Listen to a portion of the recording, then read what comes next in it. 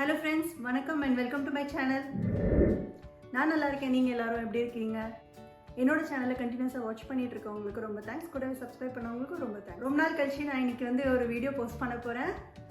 நிறைய வீடியோஸ் எடுத்து வச்சிருந்தேன். நான் எடிட்டிங் பண்ணுறதுக்கு தான் டைமே கிடைக்கல. நிறைய வேலைங்க நடுவில் வந்துச்சு, என்னால் போஸ்ட் பண்ண முடியல. இன்றைக்கி நம்ம பார்க்க போகிறது பார்த்தீங்கன்னா ரொம்ப சிம்பிளான ஒரு ரெசிபி தான். ஊறுகாய் பண்ணுறது ரொம்ப டஃப்னு நிறைய பேர் நினச்சிட்டு இருப்பீங்க, ஆனால் அப்படி கிடையாது. ஆல்ரெடி ஒரு லைம் பிக்கல் வீடியோ போட்டிருந்தேன். அதே மாதிரி தான் இந்த ரெசிபியும்.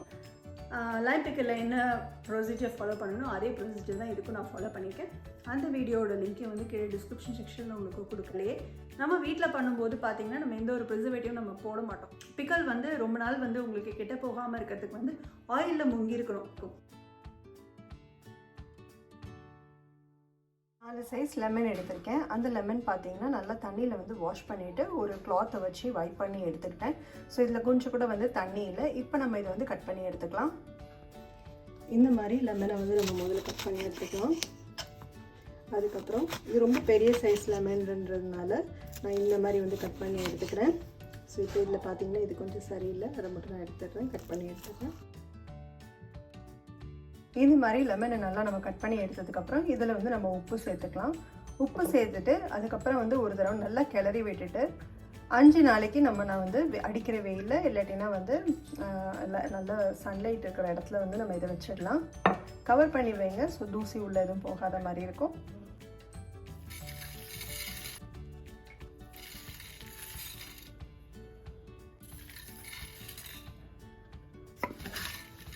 ஈரம் இல்லாத மாதிரி ஒரு க்ளீனான ஒரு கரண்டி எடுத்துக்கோங்க. எடுத்துகிட்டு இந்த மாதிரி உப்பில் இந்த மாதிரி நம்ம கிளறி விட்டுக்கலாம். நான் எடுத்துருக்கிறது இன்றைக்கி லெமனுன்றதுனால நிறைய அதுலேயே ஜூஸ் இருக்கும். அந்த ஜூஸ்லேயே உப்பு கரைஞ்சிரும்.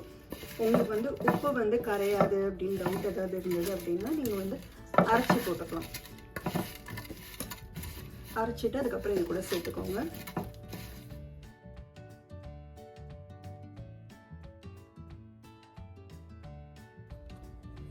இந்த மாதிரி ஒரு க்ளீனான கர்ச்சீஃப், ஏதாவது தின்னான கர்ச்சீஃப் அந்த மாதிரி போட்டு இந்த மாதிரி கவர் பண்ணி வச்சுக்கோங்க. இதை நம்ம வெயிலில் 5 டேஸ் வச்சு எடுத்துக்கலாம். காலையில் ஒரு வாட்டி வைங்க. அதுக்கப்புறம் ஈவினிங்காக ஒரு தடவை கிளறி விட்டுக்கோங்க.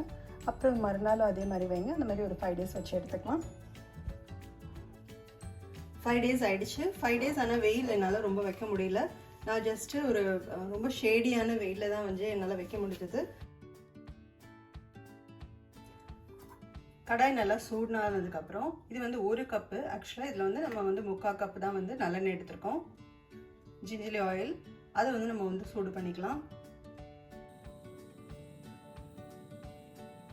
சூடாகிற டைமில் நம்ம 3 டேபிள் ஸ்பூன் வெறும் மிளகாத்தூள் போட்டுக்கலாம்.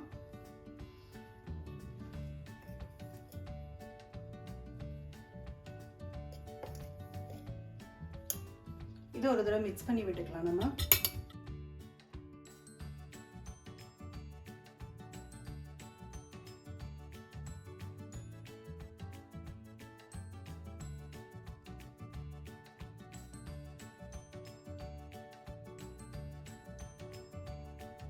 ஆயில் நல்லா சூடாகிடுச்சு.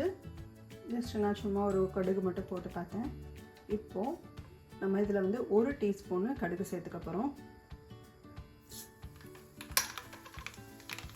கடுகு நல்லா பொரிஞ்சதுக்கப்புறம் அது நல்லா சூடாக இருக்கும்போதே நான் ஆல்ரெடி எடுத்து வச்சுருக்கேன். இதில் ஆயில் சூடாக இருக்கும்போதே 1/2 டீஸ்பூன் வெந்தய பவுடர் போட்டுக்கலாம். அடுப்புலேருந்து நான் ரிமூவ் பண்ணிட்டு தான் சேர்த்துருக்கேன். அது கூடவே 1/4 டீஸ்பூன் பெருங்காய பவுடர், 1/4 டீஸ்பூன் மஞ்சத்தூள். இது எல்லாத்தையும் நம்ம ஒரு தடவை மிக்ஸ் பண்ணி விட்டுக்கலாம். மிக்ஸ் பண்ணி விட்டுட்டு இது சூடாக இருக்கும்போதே நம்ம ஆல்ரெடி மேரினேட் பண்ணி வச்சுருக்கிற லெமனில் நம்ம இதை கலந்துடலாம்.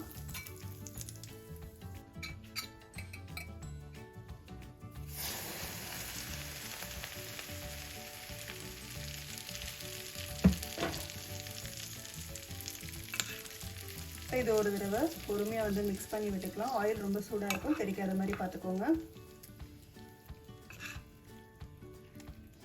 இந்த அளவுக்கு நம்ம ஆயில் நான் ஏன் சேர்த்துருக்கேன் அப்படின்னீங்கன்னா, நீங்கள் இன்ஸ்டண்ட்டாக சாப்பிட்றீங்க அப்படின்னா நம்மளுக்கு இவ்வளோ ஆயில் தேவைப்படாது. பட் நம்ம வந்து கொஞ்ச நாள் ஸ்டோர் பண்ணி சாப்பிடணும் அப்படின்னு நினச்சோன்னா ப்ரிசர்வேட்டிவ் நம்ம எதுவுமே யூஸ் பண்ணாதனால இந்தளவுக்கு நம்மளுக்கு வந்து ஆயில் தேவைப்படும். நீங்கள் ஜாரில் போட்டிருக்கும் போது நல்லா வந்து இந்த பிக்கல் மொத்தமாகவே வந்து நல்லா ஆயிலில் வந்து ஃபுல்லாக இருக்கணும். நம்ம வந்து ஃபில் ஆகாமல் இருந்தோன்னா சீக்கிரமாக கெட்டுடும் கூட. நீங்கள் வந்து போட்டிருக்க பீசஸ் வந்து ரொம்ப பெருசாக இருக்குது அப்படின்னு நினச்சிங்கன்னா இப்போ நல்லா ஊறி இருக்கும் இல்லையா, இந்த டைமில் வந்து நம்ம இந்த மாதிரி வந்து ஷார்ப்பான ஒரு ஸ்பூன் வச்சு நம்ம கட் பண்ணி கூட விட்டுக்கலாம். அவ்வளோதான். நல்லா ஆறுனதுக்கப்புறம் நம்ம ஒரு க்ளீனான ஒரு கிளாஸ் ஜார் கண்டெய்னரில் வந்து இதை வந்து ஸ்டோர் பண்ணி பார்த்துக்கலாம்.